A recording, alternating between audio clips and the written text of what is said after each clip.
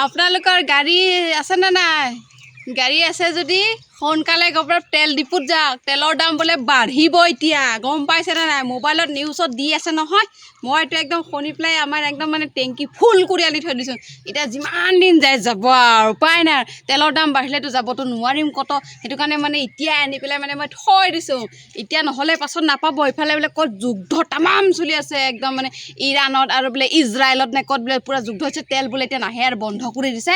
সেইটো কাৰণে মানে এতিয়াই পাৰে যিমান পাৰে মানে সোনকালে যাব, তেল ডিপুত তেল লৈ আহিব। নহ'লে আৰু কেইদিন পাছত তেলৰ দাম বাঢ়ি গ'লে আমাৰ কথা বেয়া হৈ যাব নহয়। আমাৰ গাড়ী থাকিনো কি ফাইদা হ'ব, তেল যদি নাপাঙে, গাড়ী চলাবই যদি নোৱাৰিম, তো লাভটো কি আছে? সেইকাৰণে সোনকালে যাব আকৌ, তেলখিনি লৈ আহিব। আমিও আনিয়ে থৈ দিলোঁ, আজি গম পালোঁ যে সেইকাৰণে লৈয়ে আহিলোঁগৈ আৰু মই আনিয়ে থৈ দিলোঁ। মই 10 লিটাৰমান একেবাৰে হৈ গ'ল আৰু আমাৰ কেইদিনমানৰ কাৰণে। আমাৰনো আৰু কিনো দুখীয়া শ্ৰেণীৰ মানুহ আৰু বেছি দূৰ যাব নালাগে হয়। দুচকীয়া আছে ক'ত দুচকীয়া।